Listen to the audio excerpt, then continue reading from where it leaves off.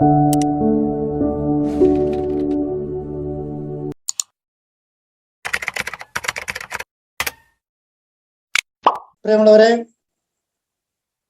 ഈ അപ്പസ്തോലന്മാരുടെ നടപടി പുസ്തകം 19-ാം അധ്യായം 11 തുടങ്ങി 20 വരെയുള്ള വാക്യങ്ങളാണ് നമ്മൾ കേട്ടതും വ്യാഖ്യാനിക്കുന്നത്. ഇവിടെ പ്രധാനപ്പെട്ട ചില കാര്യങ്ങളിലേക്ക് നമ്മളുടെ ശ്രദ്ധ ക്ഷണിക്കുന്നുണ്ട്. 3 കാര്യങ്ങള് വചനവുമായിട്ട് ബന്ധപ്പെട്ട് നടക്കുന്നതായിട്ട് കാണാം. ആദ്യ ഭാഗത്ത് രോഗശാന്തിയെ കുറിച്ചാണ് പറയുന്നത്. ആ രോഗശാന്തി 2 തരത്തില് പറയുന്നുണ്ട്. ഒന്നാമതായിട്ട് പൗലോസ് അപ്പസ്തോലന്റെ കരങ്ങളിലൂടെ രോഗശാന്തി നടക്കുകയും, രണ്ടാമതായിട്ട് പൗലോസ് അപ്പസ്തോലന്റെ ശരീര സ്പർശമേറ്റ തൂവാലകളും അംഗവസ്ത്രങ്ങളും കൊണ്ട് സൗഖ്യം കൊടുക്കുകയും. അപ്പം വചനത്തിന്റെ കർമ്മത്തില് ആദ്യ കാര്യമാണ് രോഗസൗഖ്യം അല്ലെങ്കിൽ രോഗശാന്തി എന്ന് പറയും. നമ്മൾ പലപ്പോഴും ഈ രോഗശാന്തിയാണ് അവസാന ലക്ഷ്യമായിട്ട് കണക്കാക്കുക. പക്ഷേ ഇത് രോഗശാന്തി എന്ന് പറയുന്നത് വചനത്തിന്റെ പ്രവർത്തനത്തിന്റെ 1-ാം ഘട്ടമാണ്. അത് സുവിശേഷം പ്രസംഗിക്കുന്നവരുടെ പാദങ്ങൾ എത്ര മനോഹരമെന്ന് സങ്കീർത്തകൻ പറയുന്നതിന്റെ പൊരുള് ചുവട് പിടിച്ചുകൊണ്ട് വചനം പ്രസംഗിക്കുന്നവരുടെ വസ്ത്രങ്ങള് കൊണ്ട് തന്നെയും ഈ രോഗശാന്തി നേടിക്കൊടുക്കാമെന്നാണ് ഇന്നത്തെ വചനം നമ്മൾ ഓർമ്മപ്പെടുത്തുന്നത്. നമ്മുടെ വചന പ്രഘോഷകരൊക്കെയും വലിയ ക്രെഡിബിലിറ്റി ആയിട്ട് പറയുന്ന ഒരു കാര്യം രോഗശാന്തി കൊടുക്കുന്നു എന്നാണ്. പക്ഷെ രോഗശാന്തി എന്ന് പറയുന്നത് ഈ വചനം നമ്മൾ ഇന്ന് വായിച്ചു കേട്ട ഈ വചന ഭാഗം വായിക്കുമ്പോൾ കൃത്യമായിട്ട് മനസ്സിലാകും, അത് തുടക്കം മാത്രമാണ്. 2-ാം ഘട്ടം എന്ന് പറയുന്നത് തിന്മയെ ബന്ധിക്കുക എന്നുള്ളത്. ഈ 2-ാം ഘട്ടത്തിലേക്ക് വരുമ്പോൾ പരാജയം സംഭവിക്കുക. ഇവിടെ ആ പരാജയത്തിന്റെ പ്രധാനപ്പെട്ട കാരണം പൗലോസിനെ അറിയാം പിശാചു, യേശുവിനെ അറിയാം. പക്ഷേ അറിയാൻ പാടില്ലാത്ത ചിലര് ചില തിന്മയെ ബന്ധിക്കാനൊക്കെ ചെന്നു കഴിഞ്ഞാൽ നടക്കില്ല എന്നുള്ളത്. ഇവിടെ സ്കേവായുടെ 7 പുത്രന്മാര് ഇതൊരു വരുമാന മാർഗമാക്കി കണ്ടു എന്നുള്ളത്. അപ്പൊ അവർക്ക് കാര്യമൊന്നും മനസ്സിലായില്ല, യേശുവിനെ മനസ്സിലായില്ല, യേശുവിന് വിശ്വാസം ഉണ്ടായില്ല. പക്ഷെ എങ്കിലും യേശുവിന്റെ നാമത്തിന് എന്തോ ശക്തി ഉണ്ടെന്ന് അവർക്ക് മനസ്സിലായി. അതുകൊണ്ട് അവര് പറഞ്ഞു, പൗലോസ് പറയുന്ന യേശുവിന്റെ നാമത്തില് ഞാൻ നിങ്ങളെ ബന്ധിക്കുന്നു എന്നാണ് പിശാചുകളെ ബന്ധിക്കുന്നത്. അപ്പോൾ പിശാച് ബാധിതൻ എന്ന് വെച്ചാൽ പിശാച് തന്നെ പറയുകയാണ്, പൗലോസിനെ എനിക്കറിയാം, യേശുവിനെ എനിക്കറിയാം, പക്ഷേ നിങ്ങളെ അറിഞ്ഞുകൂടി. പ്രിയപ്പെട്ടവരെ, നമ്മൾ ഈ വചന ശുശ്രൂഷയിലായിരിക്കുമ്പോൾ അല്ലെങ്കിൽ കുറെ പ്രാർത്ഥിക്കുമ്പോൾ കുറച്ചുകൂടി മെച്ചപ്പെട്ട ഒരു ആധ്യാത്മികതയാണ്, വിശ്വാസ ജീവിതമാണ് നമ്മുടേത് എന്ന് അഭിമാനിക്കുമ്പോൾ ഇങ്ങനെയുള്ള ചില അപകട സാധ്യതയുണ്ട്. ഞാൻ പ്രാർത്ഥിച്ച് നേടി തന്നേക്കാം, എനിക്ക് ഭാഷാവരമുണ്ട്, എനിക്ക് പ്രാർത്ഥനാവരമുണ്ട്, എനിക്ക് പ്രഘോഷണവരമുണ്ട് എന്നൊക്കെ പറഞ്ഞ് നമ്മൾ അഹങ്കരിക്കുമ്പോൾ ഈ പിശാച് ക്രിസ്തു പറയാണെങ്കിൽ സഹിക്കാം, പിശാച് പോലും പറയാണ് നിന്നെ അറിയാമലാണ്. അപ്പൊ ദൈവത്തിനും വേണ്ടാത്ത പിശാചിനും വേണ്ടാത്ത ജന്മങ്ങളായിട്ട് മാറും എന്നൊരു ദുസൂചന ഈ വചനം തരുന്നുണ്ട്. മനസ്സിലായോ? അതായത് ദൈവത്തിന് പ്രിയപ്പെട്ടവരാകാനാണ് ശ്രമിച്ചുകൊണ്ടിരിക്കുന്നത്.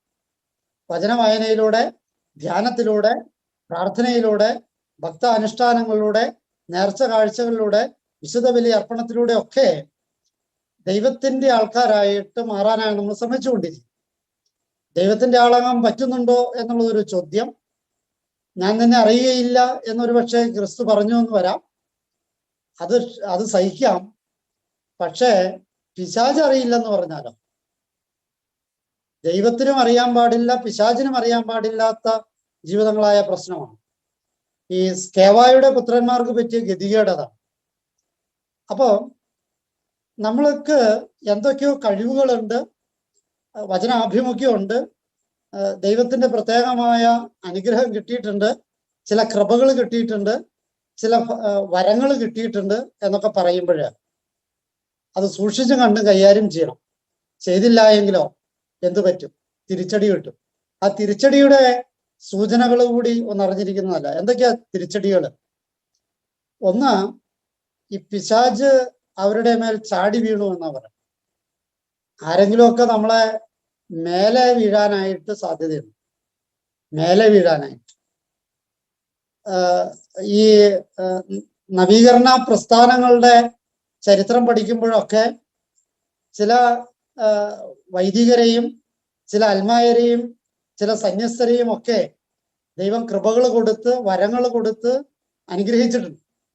പക്ഷെ അത് ദുരുപയോഗം ചെയ്തപ്പോൾ, അത് പരസ്യത്തിന് വേണ്ടി ഉപയോഗിച്ചപ്പോൾ, ഇനി ധ്യാനമൊന്നും പറ്റില്ല, കൺവെൻഷനെ പറ്റുള്ളൂ എന്ന് വാശി പിടിച്ചപ്പോൾ, ദൈവത്തിന്റെ അനുഗ്രഹമല്ല, ഈ അച്ഛന്റെ പ്രാർത്ഥന കൊണ്ടാണ് ഇത് നടന്നത് എന്നുള്ള പരസ്യങ്ങൾ വന്നപ്പോൾ എല്ലാം കൂട്ടിക്കെട്ടേണ്ടി വന്നു. അല്ലെങ്കിൽ കാലത്തിന്റെ തികവില് പൊക്കിയവനെ തന്നെ ദൈവം താഴ്ത്തിയിട്ട് വേറെ ചിലരെ ഉയർത്തിക്കൊണ്ടു. ഇത് ചരിത്രത്തിന്റെ ഭാഗമാണ്. അപ്പോ ഈ തമിഴ് സിനിമ പറയണവരെ അതുക്കും മേലെ എന്ന് പറഞ്ഞതുപോലെ ചിലർക്കൊക്കെ മേലെ ആരെങ്കിലുമൊക്കെ വന്നെങ്കിൽ അതിന്റെ പൊരുള് ഇതാണ്: നീ നിന്റെ കഴിവുകള്, ദൈവം തന്ന ദാനങ്ങള്, ദൈവം തന്ന സിദ്ധികള് അത് ദുർവിനിയോഗം ചെയ്തു എന്നുള്ള ഒരു കുഞ്ഞുദാഹരണത്തിന്. ഇത് വലിയ അനുഗ്രഹം കിട്ടിയിട്ടുണ്ടോ എന്ന് വെച്ചാൽ അതൊന്നും ആലോചിക്കേണ്ടത്. വളരെ കുഞ്ഞുദാഹരണം. നിനക്ക് വായിക്കാൻ അറിയാവോ? വായിക്കാൻ അറിയാമെങ്കിൽ നിനക്ക് വചനം വായിക്കണ്ടേ? അപ്പൊ വായിക്കാൻ അറിയാവുന്ന നിന്റെ കഴിവ് വചനം വായിക്കാതെ മറ്റു ചിലതിനൊക്കെ വിനിയോഗിച്ചു കഴിഞ്ഞാല് ഈ വായനയുടെ അനുഗ്രഹം പോലും നിന്നിൽ നിന്ന് നഷ്ടപ്പെടുമെന്നാവും. പൈസ ആവുമ്പോ തപ്പിയും കുത്തിയൊക്കെ വായിക്കേണ്ടി വരും, വായിക്കാൻ പറ്റാത്ത അവസ്ഥ വരും. ആലോചിക്കണത് നല്ലതാ. അതുക്കും മേലെ പലതുമൊക്കെ വരാം. കണ്ണിന്റെ മീതെ തിമിരങ്ങൾ വരാം, ചെവിയുടെ മേലെ പാടകൾ വരാം. ഗഹനമായിട്ട് ധ്യാനിക്കപ്പെടേണ്ടതാണ്. എന്തിൻ്റെയെങ്കിലും മേലെ എന്തെങ്കിലും വന്നാൽ അതിന്റെ പൊരുൾ ഇതാണ്: നീ നിന്റെ കഴിവുകളെ, ദാനങ്ങളെ ദുരുപയോഗം ചെയ്തു എന്നുള്ളത്. രണ്ടാമതായിട്ട് ഉള്ള ഒരു ഫലം എന്ന് പറയുന്നത് മുറിവേൽക്കുക എന്നുള്ളത്. എല്ലാവരും മുറിവേൽക്കുന്ന മനുഷ്യരാ. സഭയിൽ നിന്ന്, സഭാ അധികാരികളിൽ നിന്ന്, പ്രാർത്ഥന കൂട്ടായ്മയിൽ നിന്ന്, വചന കൂട്ടായ്മയിൽ നിന്ന്, ഇടവകയിൽ നിന്ന് ഒക്കെ മുറിവേൽക്കുന്നുണ്ട്. ശാരീരിക മുറിവല്ല, മനസ്സിന്റെയും ആത്മാവിന്റെയും മുറിവുകൾ. അപ്പോൾ മുറിവുകൾ ഉണ്ടാകുമെന്നുള്ളത്. മൂന്നാമത്തേത് നഗ്നരാകുമെന്ന്. നഗ്നരാകുക എന്ന് വെച്ചാൽ എന്താ അർത്ഥം? നാണം കെടുക എന്ന് തന്നെ അർത്ഥം. നാണം കെട്ട അവസ്ഥയിലേക്ക് എത്താനായിട്ട് സാധ്യതയുണ്ട്. ഏതൊന്നിനെ നീ ഗൗരവമായിട്ട് എടുത്തോ, ഏതൊന്നിനെ നീ അത്ര ഗൗരവമല്ലാതെ ആക്കിക്കളഞ്ഞോ, തമ്പുരാൻ വിചാരിച്ച പദ്ധതികളെ നീ ഗൗരവമല്ലാതാക്കി മാറ്റിയോ, അതിന്റെ പശ്ചാത്തലത്തില് നിനക്ക് നാണം കെടേണ്ട, ഉടുതുണിക്ക് മറുതുണിയില്ലാതെ നിൽക്കേണ്ട ഗതികേടുണ്ടാകും എന്നാണ് അതിന്റെ പൊരുൾ. നാലാമതായിട്ട് വീട്ടിൽ നിന്ന് ഓടിപ്പോയി എന്നുള്ളത്.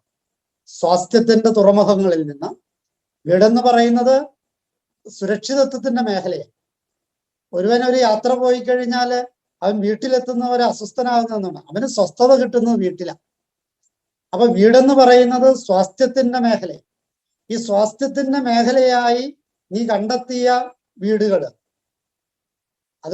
അത് ബാബേൽ ഗോപുരങ്ങളാകാം, പീലാത്തോസിന്റെ അരമനകളാകാം, എന്തുമാകാം. അവിടെ നിന്നൊക്കെ ഓടിപ്പോകേണ്ട ഗതികേടുണ്ടാകും. ഈ ഓട്ടങ്ങള് എവിടെ അവസാനിക്കുന്നില്ല.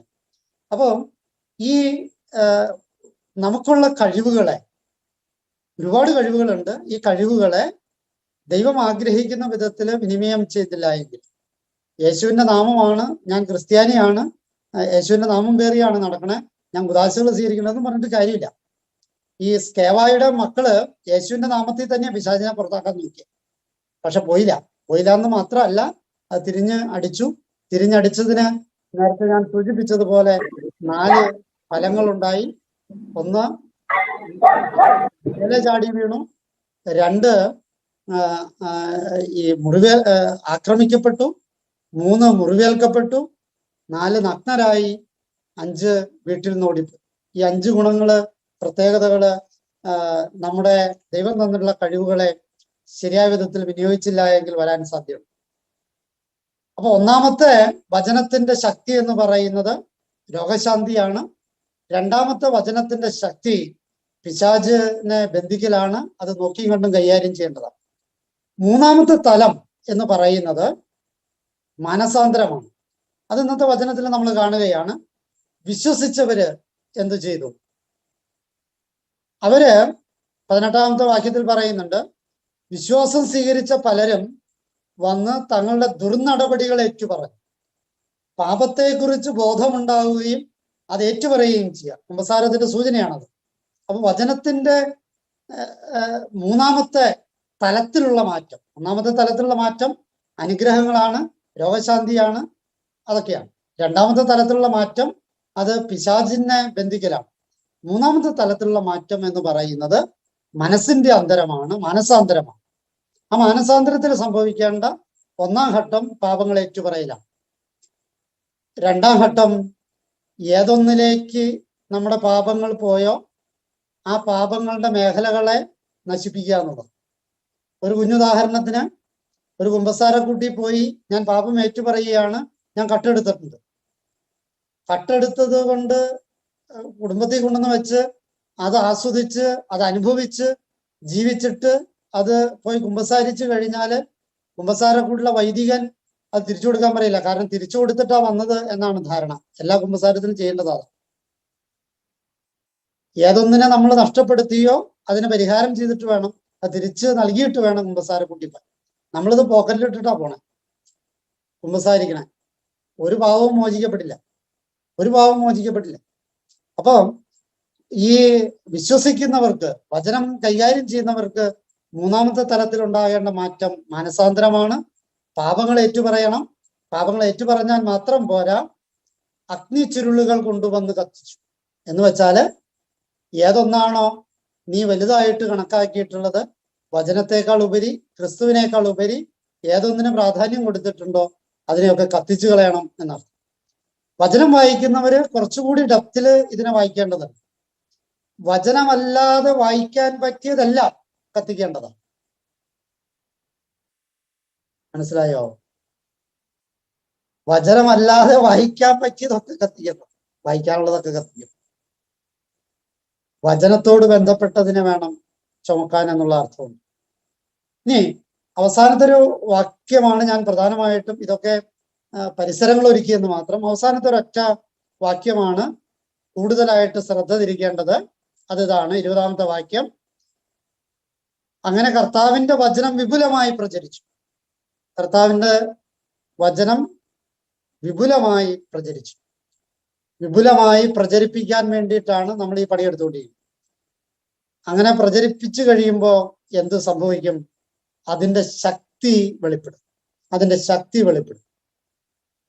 വചനത്തിന്റെ ശക്തി വെളിപ്പെടാൻ വേണ്ടിയിട്ടാണ് നമ്മള് വെളിപ്പെടുക എന്നുള്ള ലക്ഷ്യമാണ് നമുക്കുണ്ടായിരിക്കേണ്ടത്. ഈ വചനത്തിലെ ശക്തിയുടെ ഒരു ചെറിയ ഉദാഹരണം, അത് എൻ്റെ തലയിലുള്ള ഉദാഹരണമാണ്. പൂർണ്ണമായിട്ടും അതിന് ശാസ്ത്രീയമായ അടിത്തറകൾ ഉണ്ടാകണമെന്നില്ല.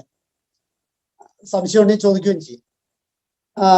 അതിതാണ്, ഒരു അണകെട്ടിനോട് ബന്ധപ്പെടുത്തിയാണ് ഞാൻ ഈ അർത്ഥത്തെ, ഈ വചനത്തെ, എൻ്റെ പൊരുള് തിരിച്ചറിഞ്ഞു. വചനം എന്ന് പറയുന്നത് ഒരു മഴ കണക്ക് സ്ഥലങ്ങളോ പരിധികളോ ഭാഷകളോ കാലങ്ങളോ സംസ്കാരങ്ങളോ നോക്കാതെ എല്ലായിടത്തും പെയ്തിറങ്ങിയിട്ടുണ്ട്. വചനമില്ലാത്ത നാടില്ല, ബൈബിളില്ലാത്ത നാടില്ല. അപ്പോ വചനം എന്ന് പറയുന്നത് ഭാഷകൾക്കപ്പുറത്ത്, കാലങ്ങൾക്കപ്പുറത്ത്, സംസ്കാരങ്ങൾക്കപ്പുറത്ത്, സാഹചര്യങ്ങൾക്കപ്പുറത്ത് പെയ്തിറങ്ങിയിട്ടുണ്ട്.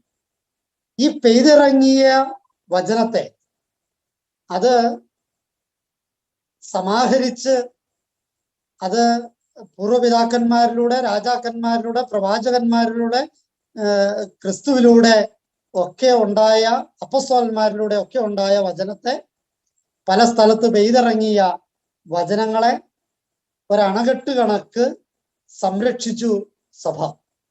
സഭയെ അണക്കെട്ട് പോലെ കാണാനാണ് എനിക്കിഷ്ടം. പലയിടങ്ങളിലായി പെയ്ത മഴ പോലെ, മഴത്തുള്ളി കണക്ക് പലരിലൂടെ വന്ന വചനത്തെ ഒരു ബൈബിളായി സഭ ഒരണക്കെട്ടായി കാത്തു സൂക്ഷിച്ച് കെട്ടി നിർത്തിയിരിക്കുക. ഈ ബൈബിളിലൂടെ കെട്ടി നിർത്തിയിരിക്കുക. അണക്കെട്ടിലല്ല അതിൻ്റെ അർത്ഥമുള്ളത്. പ്രശ്നം ഇതാണ്, സഭയാകുന്ന ഈ അണക്കെട്ടില് പൊട്ടലുണ്ടോ, വിള്ളലുണ്ടോ, ചോർച്ചയുണ്ടോ എന്നൊക്കെ നോക്കി ഇതിനെ കുറ്റം പറഞ്ഞും വിമർശിച്ചും കാലം കഴിച്ചു കളയാം. കഴിവുള്ളവൻ ഈ അണ കെട്ടിയത് എന്തിനാ? അണ കെട്ടിയത് ഈ വചനം തന്നിഷ്ടം പോലെ പോകേണ്ട വചനം അത് കൂടുതൽ ഉപകാരപ്രദമാകാൻ വേണ്ടിയിട്ടാണ് അണക്കെട്ട്. ഏതെങ്കിലുമൊക്കെ വഴിക്ക് തന്നിഷ്ടം പോലെയൊക്കെ പോയി അവരവര് കൈ കിട്ടിയവരൊക്കെ വ്യാഖ്യാനിക്കേണ്ടതിന് പകരം ഇത് അണകെട്ടി കാത്തു സൂക്ഷിച്ചത് എന്തിനാ? ഉപരി നന്മയ്ക്ക് വേണ്ടിയിട്ടാണ് അണക്കെട്ട്. സ്വാഭാവികമായ ഒഴുക്കിനെ തടഞ്ഞു നിർത്തിയത് ഉപരി നന്മയ്ക്ക് വേണ്ടിയിട്ട്. ആ ഉപരി നന്മയ്ക്ക് പല സാധ്യതകളുണ്ട്. ഈ വചനത്തെ കൃഷിക്ക് ഉപയോഗിക്കാം. ഈ വചനത്തെ വെള്ളത്തെ നമുക്ക് ആദ്യം എക്സാമ്പിൾ എടുക്കാം. അപ്പൊ ഈ വചനത്തിന്റെ പൊരുൾ ഈ വെള്ളത്തെ അണകെട്ടിൽ കാത്തു സൂക്ഷിക്കുന്ന വെള്ളത്തെ കൃഷിക്ക് ഉപയോഗിക്കാം. അത് മറ്റു ചില കമ്പനികളുടെ അസംസ്കൃത വസ്തുക്കളുടെ ക്ലീനിങ്ങിന് വേണ്ടിയിട്ട് ഉപയോഗിക്കാം. വേറെ ഒരുപാട് കാര്യങ്ങൾക്ക് ജലം ഉപയോഗിക്കാം. ജലം ഇല്ലാണ്ട് ഒരു കാര്യം നടക്കില്ല. എന്നാല് അണകെട്ടില് ഏറ്റവും ഉദാത്തമായ ലക്ഷ്യം എന്ന് പറയുന്നത് ഈ വെള്ളത്തിൽ നിന്ന് എല്ലാ ശക്തികളുടെയും ഉറവിടമായ വൈദ്യുതി ഉണ്ടാക്കുമ്പോഴാണ് ഈ വചനത്തിന് അല്ലെങ്കിൽ ഈ വെള്ളത്തിന് കൂടുതൽ അർത്ഥം ഉണ്ടാകുന്നത്. ഞാനിത് നിങ്ങളോട് പറഞ്ഞത് എന്തിനാന്ന് വെച്ചാല്, ഈ വചനത്തെ, ദൈവവചനത്തെ സഭ അണകെട്ടി കാത്തു സൂക്ഷിക്കുമ്പോൾ ഈ വചനത്തെ കൈയും കാലും കഴുവാനായിട്ടും, ഈ വചനത്തെ മേല് കഴുവാനായിട്ടും, ഈ വചനത്തെ കന്നുകാലിനെ കുളിപ്പിക്കാനായിട്ടും, ഈ വചനത്തെ കൃഷിക്കായിട്ടും ഒക്കെ ഉപയോഗിക്കുന്ന ഒരുപാട് മനുഷ്യരുണ്ട്. നമ്മൾ അത്തരക്കാരാവരുത്. നമ്മള് ഈ വചനത്തെ എടുത്ത് ഇതിൽ നിന്ന് കറണ്ട് ഉൽപ്പാദിപ്പിക്കണം, വൈദ്യുതി ഉൽപ്പാദിപ്പിക്കണം. ചുരുക്കി പറഞ്ഞാല് ഓരോ വചന വായനക്കാരനും ഓരോ പവർ ഹൗസുകൾ. അതാണ് അതിന്റെ പ്രധാനപ്പെട്ട പോയിന്റ്. ഓരോ വചന വായനക്കാരനും ഓരോ പവർ ഹൗസുകൾ. ഇവൻ ഈ സഭ കെട്ടിവെച്ചിട്ടുള്ള ഈ വചനം എടുത്തിട്ട് അവന്റെ ഉള്ളിലെ ജീവനും അവന്റെ ഊർജവും ഒക്കെ ഉപയോഗിച്ച് ഇതിനെ വൈദ്യുതി തരംഗമായി മാറ്റിയിട്ട് കാണാൻ പറ്റാത്ത ഒരു ശക്തിയായി അതിനെ മാറ്റുകയാണ്. കാണാൻ പറ്റാത്ത ശക്തിയായിട്ട് മാറ്റുകയാണ്. അത് ഈ പ്രപഞ്ചത്തിൽ മുഴുവൻ നിറയ്ക്കുകയാണ്. പ്രിയമുള്ളവരെ, ഞാനും നിങ്ങളും ഒക്കെ ഈ ശുശ്രൂഷയിൽ ഏർപ്പെടുമ്പോൾ ഉത്തമ ബോധ്യമുണ്ടാകണം. ഈ പ്രപഞ്ചത്തിലാകമാനം ജീവജാലങ്ങളിലൂടെ, പരിസ്ഥിതിയിലൂടെ, പ്രവാചകന്മാരിലൂടെ, രാജാക്കന്മാരിലൂടെ, ക്രിസ്തുവിലൂടെ, അപ്പസ്തോലന്മാരിലൂടെ ഒക്കെ പെയ്തിറങ്ങിയ വചന ജലത്തെ സഭ സമാഹരിച്ച് അണകെട്ടി കാത്തു സൂക്ഷിച്ചിട്ടുള്ളത് കൈയും കാലം കഴുകി തൃപ്തി അടയാനല്ല, കുളിച്ച് തൃപ്തി അടയാനല്ല, അതിനേക്കാളെല്ലാം ഉപരി, അതൊക്കെ വേണമെന്നില്ല, അതിനേക്കാളെല്ലാം ഉപരി ഇതൊരു, ഞാനും നിങ്ങളും ഒക്കെ ഒരു പവർ ഹൗസുകളായിട്ട് മാറും.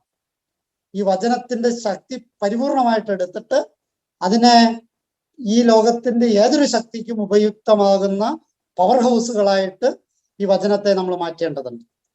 അതാണ് വചനത്തിന്റെ ശക്തി. അതിന് സാധിക്കട്ടെ എന്നാണ് ആശംസയും പ്രാർത്ഥനയും. എല്ലാവർക്കും ഈശോ മിശിഹായ്ക്ക് സ്തുതിയായിരിക്കും.